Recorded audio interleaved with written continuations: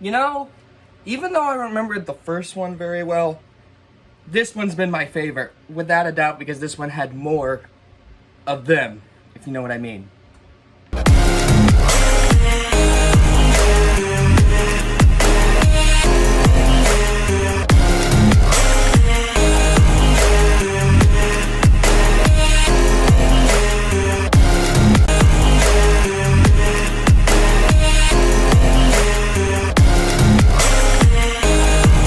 What's going on, guys? It's your boy Daily Reacts TV here, and welcome back to another review where today, well, the Mondays you're seeing these videos, the coming Monday, next Monday, and then the next Monday after, which is where it's the Timmy Power Hour, Timmy Power Hour marathon, where today I'm here to review Timmy Power Hour Nerd 2 Nerds Collide. And sorry. Before we get into this review, it's been a month since I've reviewed Timmy Power Hour 1, so give me a freaking break, and let's just get into this review. So the story for Timmy Power Hour 2 follows Jimmy Neutron and Timmy Turner once again coming back to each other's universe, but this time Timmy and Jimmy wants to ask Cindy to their Friday the 13th dance, but they decided to have a fight with each other while bringing Jorgen Strangler and Professor... I'm trying to remember his name. I don't remember. But the bad guy of Jimmy Neutron and the anti-fair. It's just like that. And then Timmy took Cindy to his universe. So Jimmy brought Carl and Sheen to Timmy's universe to go find Timmy, Cindy, and maybe get a dance, go to the dance with her. Now, a lot of you guys didn't know, when I reviewed the first Timmy Power Hour, I did not regret everything I've said. But it was still really... Anyways, so like I said, I really enjoyed the first Timmy Power Hour. That was like an amazing joyride to review. So when I reviewed it that month, I was just like, man, I gotta finish it at least back to back. So I'm filming these back to back, and I'm very excited to do that. So let's get in to the review. The first good thing I gotta say that they improved so much from the first Timmy Power Hour is Jimmy and Timmy's finally doing something together. Because I remembered when I did the review for Timmy Power Hour 1, my one thing I had a problem with that Timmy Power Hour episode was that Jimmy Neutron and Timmy Turner never really did anything together. They were just in their separate universes, swiped to both, you know what I mean, and had to solve a problem in that person's universe. That wasn't a crossover to me when I watched it, but I still had a good time with it, you know. But that was my pet peeve of that episode. And of course, Jimmy letting Crocker steal the freaking teleportation pen, really. But in this episode, they fixed that problem, which I applaud Butch Hartman for that. Because when I watched Timmy Power Hour 1, I was just like, why can't I see these two meet? What is going on? Until finally, this episode did it very differently, and I'm very happy when they did it.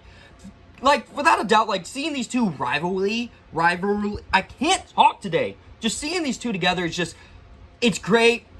That's what I wanted. I did not want Jimmy and Timmy separate universes not meeting. That's the one least thing I didn't need.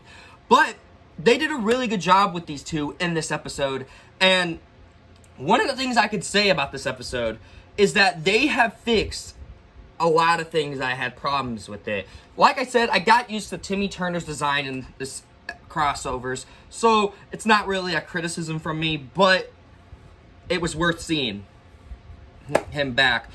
But the one thing you guys are gonna ask me, what do you think about the Jimmy Neutron characters in the Fairy Godparents universe? And I gotta say, they looked amazing in the Fairy Godparents universe. I'm not gonna lie, they looked amazing. There were so many times when I was watching this, I was like, wow, that actually looks really cool. That looks really great, you know? There were so many times watching this episode, I was very shocked how they did it. And it was amazing how they did it. It was one of the best things I have seen in any crossover history. in this universe, amazing.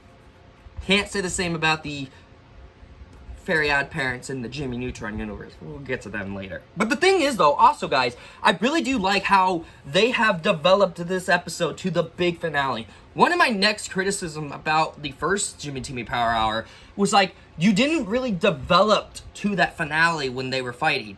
Except in Timmy's world with Jimmy.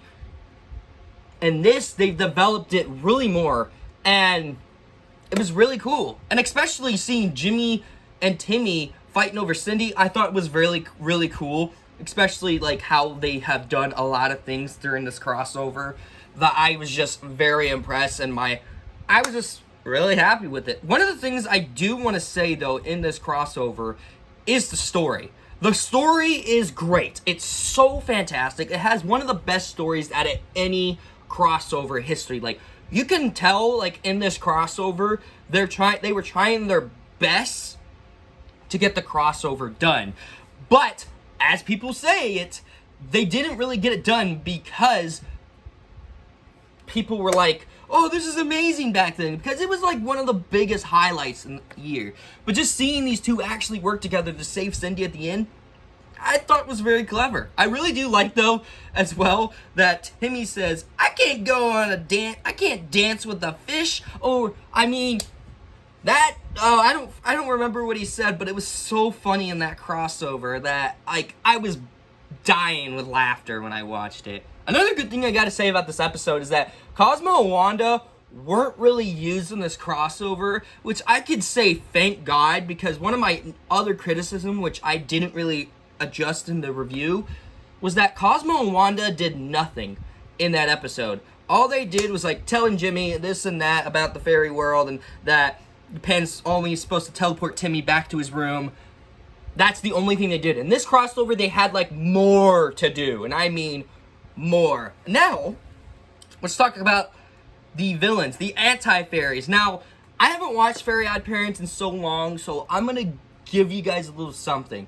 The anti-fairies in this crossover were freaking amazing. I had such a good time with them, especially Wanda, who acts more like Cosmo from our Fairy Odd Parents characters, and then Cosmo acts more like Wanda, like the smart one. It was just funny, and I was just dying with laughter because what they have done with that. And I just thought, what the hell were they thinking doing that? That's just clever. I thought that was very clever of them to really do that. Now, to the villain of Jimmy Neutron. He was really threatening in this episode. There's certain episodes in Jimmy Neutron you could tell, like, he's not really threatening. It's the spy episode, which I really liked.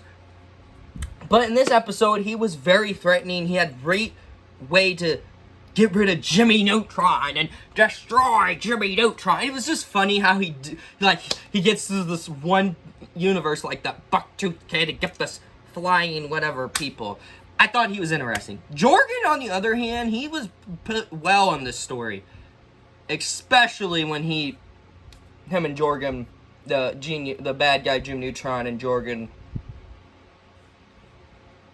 Yeah. But, unfortunately,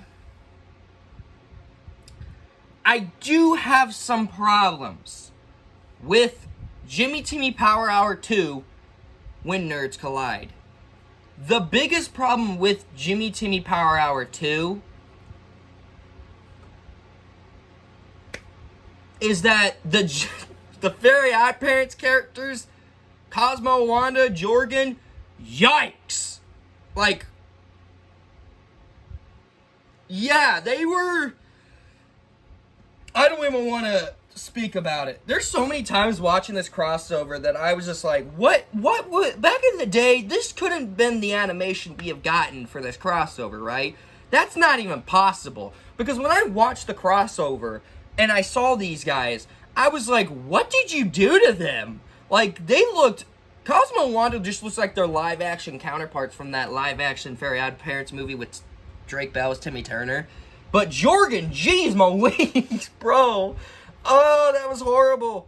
That was really bad to look at. Like, there were so many times I was sitting through this episode and I was just like, what the frick did you guys just do to this character?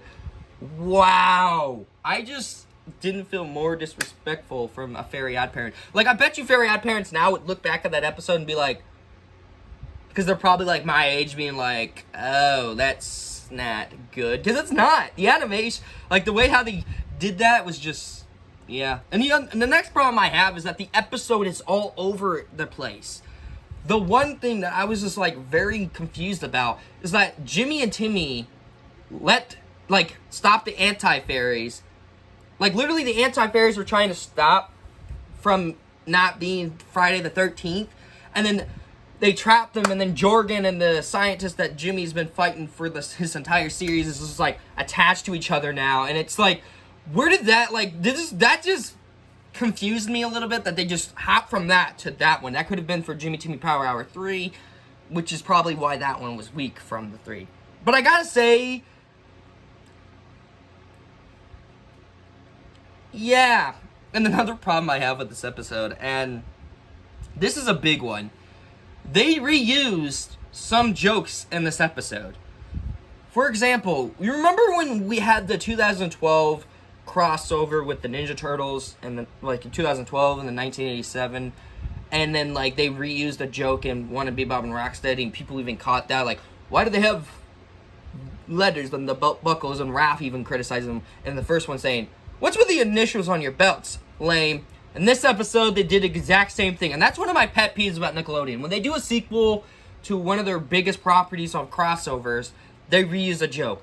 There's a joke, and I think in the first Jimmy Timmy Power Hour, where apparently Timmy likes to disguise himself when he doesn't want to go somewhere. They did the exact same thing in this episode.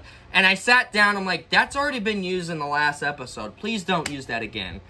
That is one of my pet peeves about this episode, is that, like, they reuse some of the jokes, and I'm just sitting there like, okay. But overall, guys, I really had a good time with Jimmy Timmy Power Hour 2. Yes, it is my favorite. Yes, I love the story. I love everything. And even though the problems happen, oh well. But I still had a great time with Jimmy Timmy Power Hour 2. And that is why I'm giving Jimmy Timmy Power Hour 2, Nerds Collide, a light 9 out of 10. This was a good crossover episode. I really enjoyed it. But overall, guys, what do you guys think of Jimmy Timmy Power Hour 2 if you have watched it? Did you love it? Did you hate it? Or are you just like me? You're just like, oh, it's one of the best ones out of the 3. You let me know in the comments below. Make sure to subscribe, turn on notifications, drop the like, go on the links in the description to my gaming channel, my Discord server, and my third channel, which is my scary YouTube channel, where I watch and talk about scary stuff on the channel. That channel. It's called Daily Reacts Horror. Didn't come up with the better title, but oh well. As always, I'm Daily Reacts. Take care. It's not. It's two. It's not. Mine. Never. Boys, please. This fighting over me has got to stop. My sanity and me.